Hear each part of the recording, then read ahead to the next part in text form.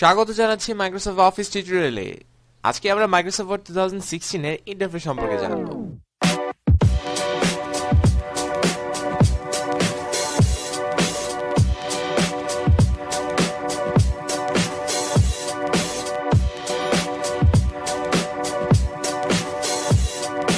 Microsoft word 2013, Microsoft word 2007 এ যে ফিচারগুলো ছিল, Microsoft word 2016 এ তার পুরোটাই আলাদা হয়ে গেছে। এখানে এসেছে সব নতুন নতুন ফিচার। তো আজকে সেই সব নতুন নতুন ফিচার এবং তার ইন্টারফেস সম্পর্কে আমরা জানবো। তো প্রথমে আমরা স্টার্ট বাটন থেকে মাইক্রোসফট ওয়ার্ড 16 টা ওপেন করলাম। এই হলো আমার মাইক্রোসফট ওয়ার্ডের ফ্রন্ট পেজ।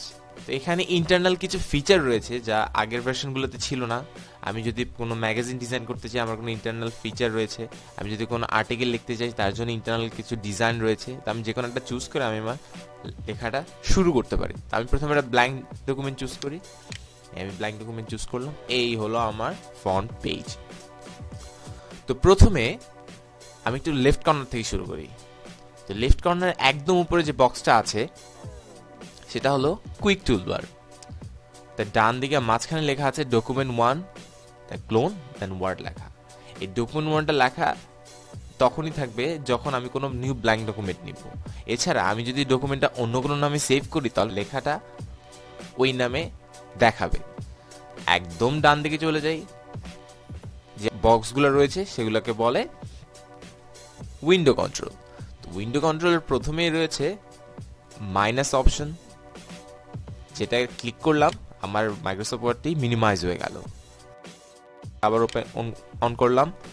ডান দিকে যে বক্সের মতো ঘরটা আছে সেটাকে বলে রিস্টোর ডাউন। আমি যেটা ক্লিক করি আমার উইন্ডোটা ছোট হয়ে যাবে। আবার ক্লিক করলাম, বড় হয়ে গেল। তার ডান দিকে যে রেড মার্ক করা যে ক্রস চিহ্নটা আছে সেটা যদি ক্লিক করি আমার মাইক্রোসফট ওয়ার্ডটা বন্ধ হয়ে যাবে। ক্লিক করলাম, সেই মাইক্রোসফট ওয়ার্ডটা বন্ধ হয়ে গেল। আমি আবার স্টার্ট বাটন থেকে ওপেন করি, ব্ল্যাঙ্ক ডকুমেন্ট চুজ করলাম। এখন কুইক টুলবারের যে নিচের অংশ আছে, যে নিচের যে বক্সগুলো আছে, সেই সম্পূর্ণ বক্সগুলোকে বলে মেনু বার।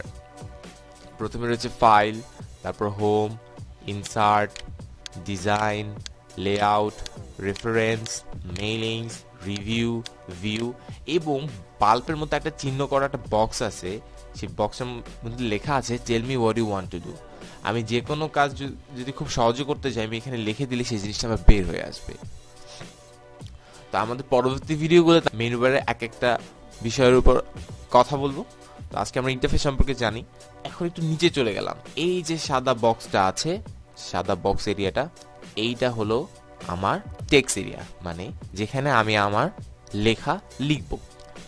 এখন একদম নিচে চলে গেলাম। এই যে বক্সটা আছে সেই বক্সটাকে বলে স্ট্যাটাস বার।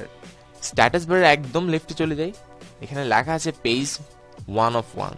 তার মানে আমি আমার টেক্সটের মধ্যে কয়টা পেজ নিছি সেটা আমাকে নির্দেশ করে। আমি এখানে একটা পেজ নিয়েছিলাম, তা আমার লেখা উঠেছে এখানে 1 of 1।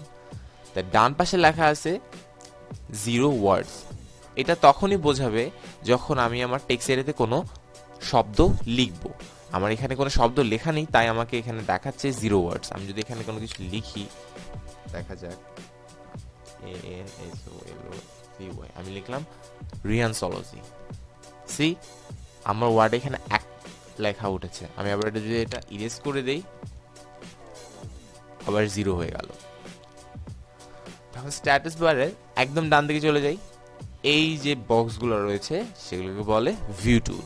ভিউ টুলের প্রথমে আছে আমার রিড মোড, তারপরে আছে আমার প্রিন্ট লেআউট, তারপরে আছে আমার ওয়েব লেআউট, তারপরে মাইনাস এবং প্লাসের মাঝখানে একটা কাটা চিহ্নের মতো আছে, যেটা দিয়ে টেক্সট এরিয়াটাকে জুম ইন আর জুম আউট বোঝায়। আমি যদি প্লাসের দিকে নিয়ে যাই আমার টেক্সট এরিয়াটা বড় হচ্ছে, আবার যদি মাইনাসের দিকে নিয়ে আসি আমার টেক্সট এরিয়াটা ছোট হয়ে গেল।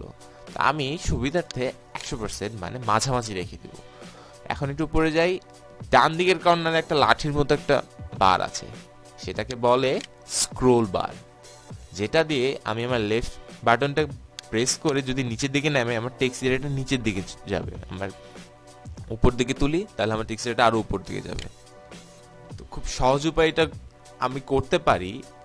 আমার মাউসের 2 ক্লিক বাটনের মাঝখানে একটা হুইল রয়েছে, যে হুইলটা যদি আমি ঘুরিয়ে নিচের দিকে নেই, তাহলে আমার স্ক্রোল বারটা নিচের দিকে নামবে। সি, আমার স্ক্রোল বারটা নিচের দিকে নামছে। এখন যদি আমি আবার উপর দিকে নেই, আমার স্ক্রোল বারটা উপরের দিকে যাবে। তো এই হচ্ছে মাইক্রোসফট ওয়ার্ডের ইন্টারফেস। আমরা আমাদের পরবর্তী ভিডিওগুলোতে মেনু বার সম্পর্কে জানবো। অসংখ্য ধন্যবাদ আমাদের ভিডিওটা দেখার জন্য। সামনে টেকনোলজি বিষয়ে অসংখ্য ভিডিও আসবে। Till then like, subscribe and share. তবে নতুন ভিডিও নোটিফিকেশন পেতে বেল আইকনটি অবশ্যই ক্লিক করুন।